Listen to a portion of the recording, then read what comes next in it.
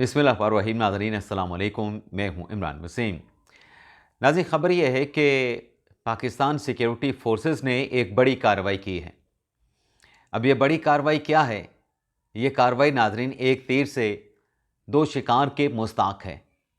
यानी एक तरफ इस कार्रवाई में अफ़गानिस्तान का पोल खोल के रख दिया गया है, वहीं इस कार्रवाई के नतीजे में अफ़गानी वज़ीर ख़ारजा अमीर मुत्तकी ख़ान को भी बेनकाब किया गया है। तो ये क्या मामला है? सिक्योरिटी फोर्सेस ने क्या कार्रवाई की है? इस खबर से अपने वीडियो लॉग का आगाज़ करेंगे और फिर आप नाज़रीन को ये भी बताएंगे कि पाकिस्तान के लड़ाका तैयारों की एक मर्तबा फिर फ़िज़ाओं में घन गरज। पाकिस्तान के लड़ाका तैयारों की, शाहीनों की, उनके डंके क्यों बजे हैं, इसकी तफसीलात पर भी बात करेंगे। और इसके अलावा इमरान खान और शाह महमूद कुरैशी के लिए बुरी खबर क्या है, इन खबरों की तफसीलात भी आपके सामने रखेंगे। लेकिन प्रोग्राम का आगाज़ करने से पहले आपसे दरख्वास्त के चैनल को सब्सक्राइब कर लें, बेल आइकॉन का बटन प्रेस करें। वीडियो पसंद आए तो इसे लाइक और शेयर ज़रूर कीजिएगा। नाज़रीन, पहली खबर से प्रोग्राम का आगाज़ करने से पहले आपका हाफ़ज़ा चेक करते हैं, आपकी मेमोरी चेक करते हैं। नाज़रीन, अफ़गानी वज़ीर ख़ारजा अमीर मुत्तकी ख़ान जब भारत के दौरे पे थे और इधर पाक अफ़गान बॉर्डर पे झड़पों का आगाज़ हो चुका था, पहली झड़प के अख्ताम के बाद थोड़ा सा आप याद करें कि अफ़गानी वज़ीर ख़ारजा अमीर मुत्तकी ख़ान ने इंडिया में इंडियन सहाफ़ियों के सामने प्रेस कॉन्फ्रेंस करते हुए क्या बात की थी? पाकिस्तान पे क्या इल्ज़ाम लगाया था? पाकिस्तान का मुतालबा अमीर मुत्तकी ख़ान ने कैसे मुस्तरद कर दिया था? पाकिस्तान का मुतालबा तो एक ही है ना कि अफ़गान सरज़मीन पाकिस्तान के ख़िलाफ़ इस्तेमाल होती है और अफ़गान रजीम को, तालिबान रजीम को अपनी साइल को पाकिस्तान के ख़िलाफ़ इस्तेमाल से रोकना चाहिए। तो पाकिस्तान के इस मुतालबे पे जो अफ़गानी वज़ीर ख़ारजा अमीर मुत्तकी ख़ान का जो स्टेटमेंट था, उसमें कहा गया कि अफ़गानिस्तान में ऐसे कोई एलिमेंट्स मौजूद नहीं जो दहशतगर्दी में मुलविस हों। दहशतगर्दी पाकिस्तान का इंटरनल इशू है। अब अफ़गानी वज़ीर ख़ारजा भारत में बैठ के भारत की ज़बान बोल रहे थे। अब भारत के साथ जब इंटरेक्शन हो या बातचीत या मुज़ाकरात का कहीं पे कोई ज़िक्र हो, तो भारत कहता है कि पाकिस्तान जो है दहशतगर्दी की सरपरस्ती करता है, पाकिस्तान दहशतगर्दों को प्रमोट करता है।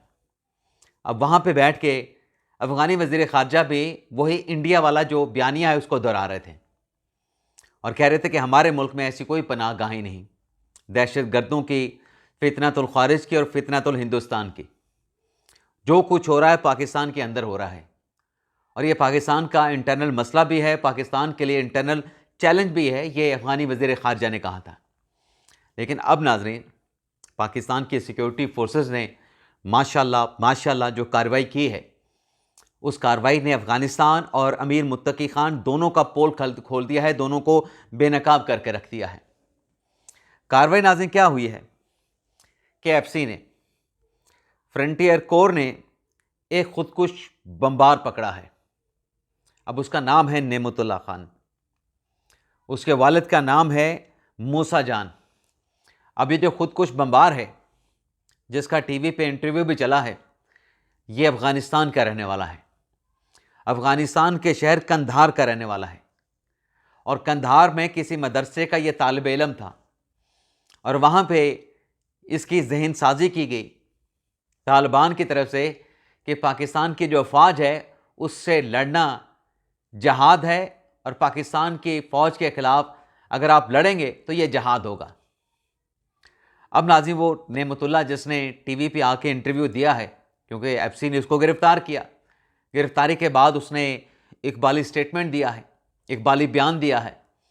अब वो नेमतुल्लाह खुदकुश बमबार ये कहता है कि मेरे साथ 40 और भी लोग थे और बताता है कि हम पाक अफ़गान बॉर्डर से, यानी इसको क्रॉस करके वज़ीरिस्तान में दाखिल हुए और वज़ीरिस्तान में जो तालिबान का मरकज़ है, जिसको कमांडर उमर हमास चलाता है, वहाँ पे हम पहुँचे।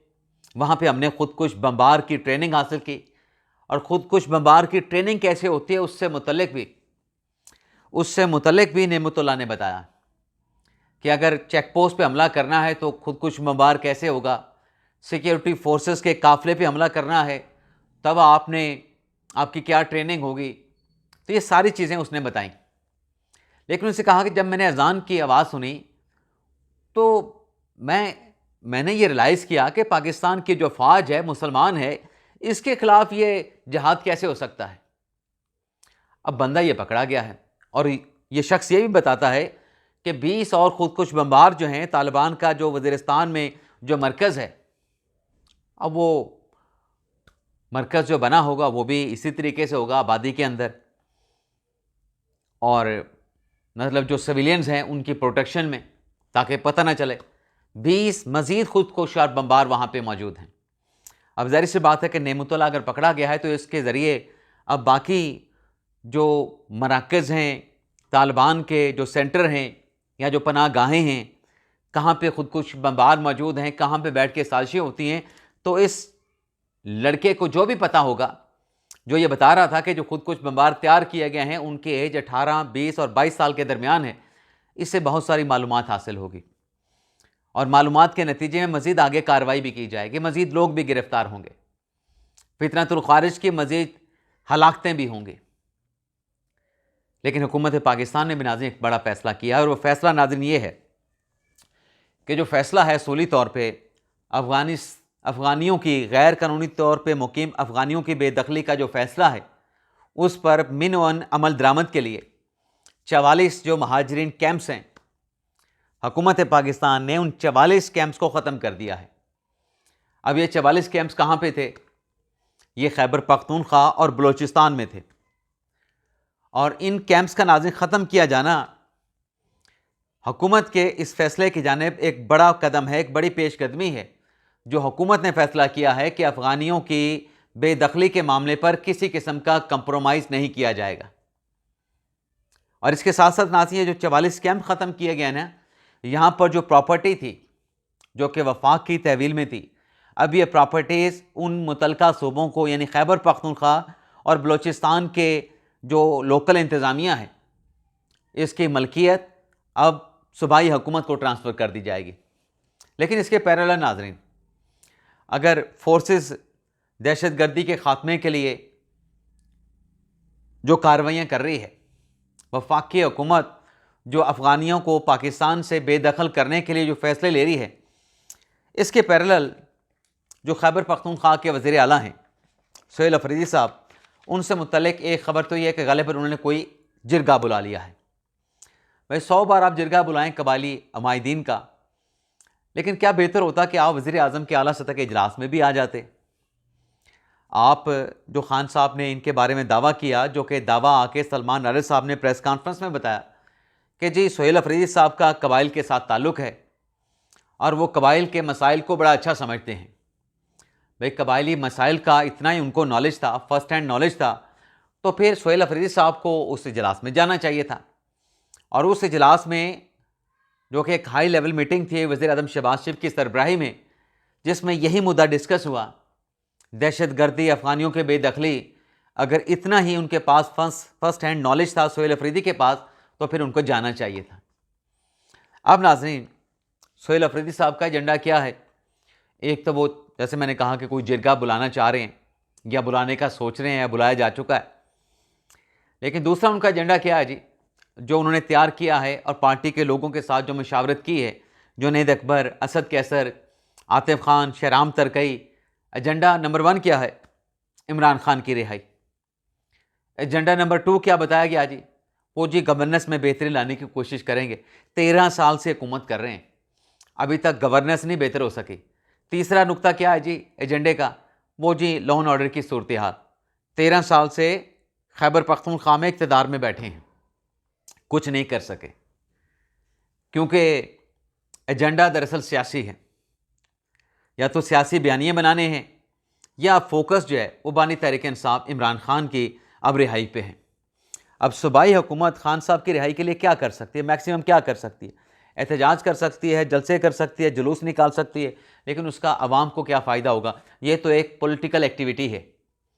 क्या हुकूमत का काम, हुकूमत में आए वज़ीर आला काबीना का काम आवाम के लिए सहूलियत पैदा करना, आवाम को फैसिलिटेट करने के लिए मंसूबे देना है, या फिर किसी सजा याफ्ता की रिहाई उसका मकसद होना चाहिए?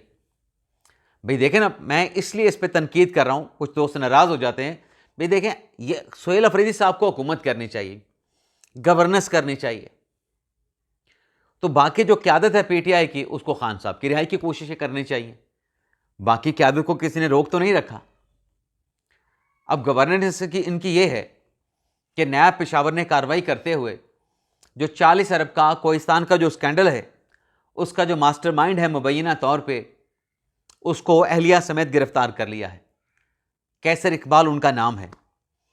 और इन्हें कब गिरफ्तार किया गया? जब वो हॉस्पिटल से, वो क्या होते हैं, डिस्चार्ज होने के बाद जा रहे थे, तो कैसर इकबाल को और उनकी अहलिया को गिरफ्तार कर लिया गया वहाँ पे। और एक्सपेक्टेड ये है कि अगले 24 घंटों में इस 40 अरब के स्कैंडल में मज़ीद गिरफ्तारियों का भी इम्कान है। अब ये स्कैंडल क्या है? सरकार के ख़जाने से जाली बोगस बिल के ज़रिए, बोगस बिलों के ज़रिए अरबों रुपए निकलवाए गए। इसके अलावा नाज़रीन, शाह महमूद कुरैशी साहब, उनकी बरीत हुई थी 9 मई के केसेस में। प्रोसिक्यूशन ने, पंजाब हुकूमत ने शाह महमूद कुरैशी की बरीत का फैसला जो है उसे लाहौर हाई कोर्ट में चैलेंज कर दिया, जिसमें यह कहा गया है कि शाह महमूद कुरैशी को हक़ाइक़ के बरक्स जाके हक़ाइक़ का दुरुस्त जायज़ा लिए बगैर जो है वो 9 मई के केसेस में बरी कर दिया गया। तो लिहाजा बरीत का शाह महमूद कुरैशी का जो फैसला है एटीसी कोर्ट का, उसको कलअदम करार दिया जाए। अब सब जानते हैं कि जो शाह महमूद कुरैशी साहब हैं, उन्हें किस नुक्ते पर रिहा किया गया कि वो मौके पे मौजूद नहीं थे, लेकिन प्रोसिक्यूशन का ये कहना है कि उन्होंने सोशल मीडिया के ज़रिए इश्तियाल दिलाया, तो लिहाजा वो भी जुर्म और मुजरिम बनते हैं। बाकी इमरान खान साहब को अडयाला जेल में जो सहूलियात मैसर हैं, एक कैदी ने इस्लामाबाद हाई कोर्ट में पटिशन दायर की कि जो फैसिलिटी इमरान खान साहब को अडयाला जेल में दी जा रही हैं, वो सहूलियात हमें, यानी मुझ जैसे कैदी को क्यों नहीं मिल सकती। अब उस पर नाज़रीन इस्लामाबाद हाई कोर्ट ने समाअत की। समाअत करने के बाद सहूलतों का जो तकाबली जायज़ा है कि खान साहब को जो मिल रही हैं, अब एक और कैदी कह रहा है कि मुझे भी वो सहूलत मिलनी चाहिए।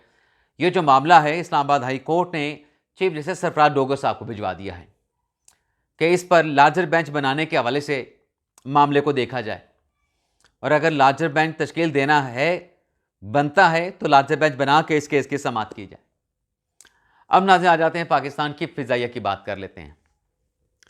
एक तो नाज़रीन पाकिस्तान की एयरफोर्स ने जो धाक बिठाई वो पाक बहार जंग के दौरान, उससे पहले भी पाकिस्तान की फ़िज़ाइया से मुतल्लिक एक तासुर, एक इम्प्रेशन वो पूरी दुनिया के सामने मौजूद था कि इंतहाई प्रोफेशनल पाकिस्तान की फ़िज़ाइया है। लेकिन अमली मैदान में आज की जनरेशन में जो मुज़ाहरा पाकिस्तान के एयरफोर्स ने किया, J-10C और दीगर जो लड़ाका तैयारे थे, उनको इस्तेमाल करते हुए दुनिया की आंखें खोल के रख दी। और फिर अभी जो पाक अफ़गान बॉर्डर तनाज़े के हवाले से, झड़पों के हवाले से जो प्रिसाइज कार्रवाई पाकिस्तान की एयरफोर्स ने की है, वो भी आपके सामने है। लेकिन अब की मर्तबा नाज़रीन, जो पाकिस्तान के लड़ाका तैयारों के जो डंके बजे हैं, पाकिस्तान के फाइटर जेट जो फ़िज़ाओं में बुलंद हुए हैं, उसकी वजह कोई जंग नहीं, बल्कि पाकिस्तान का अपना जो ब्लॉक 3 का JF थंडर का जो त्यारा है जदीद तरीन, वो फ़िज़ाओं में बुलंद हुआ है। लेकिन फ़िज़ा में बुलंद होने के बाद इन 3 फाइटर जेट ने, JF थंडर 17 ने रुख किया है आज़रबाईजान का। अब आज़रबाईजान जब ये हमारे फाइटर जेट वहाँ पे पहुँचे हैं, इस दौरान हमारी फ़िज़ाइया के जो शाहीन हैं, जो फाइटर हैं, उन्होंने अपनी सलाहियतों का मुज़ाहरा भी किया, और उनकी जानिब से अपनी सलाहियतों का मुज़ाहरा करने के साथ सब्र और बर्दाश्त का मुज़ाहरा भी किया गया। क्योंकि पाकिस्तान से आज़रबाईजान के इस पूरे सफ़र में उन्होंने जो फ्यूलिंग है वो एयर टू एयर करवाई, यानी फाइटर जेट को एयर टू एयर जो है वो रीफ्यूल किया गया।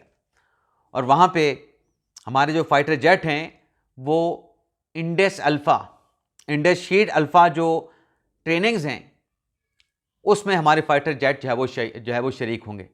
और इन ट्रेनिंग्स का मकसद ये है कि पाकिस्तान और आज़रबाईजान के माबैन दोनों की जो अफवाज है उनमें हम आहंगी पैदा करना है, उनमें हम आहंगी पैदा करना है।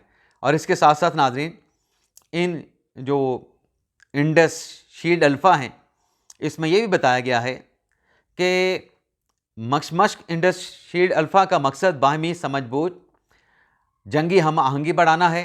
दोनों बरादर फ़िज़ाई अफवाज के दरमियान मौसर तावन और मज़ीद मजबूत बना दोनों अफवाज जो है उनको मज़ीद मजबूत बनाया जा सके। ये मशक जदीद फ़िज़ाई जंगी हिकमत अमली और मुश्तरका मनसूबाबंदी पर मरकूज़ रहेगी।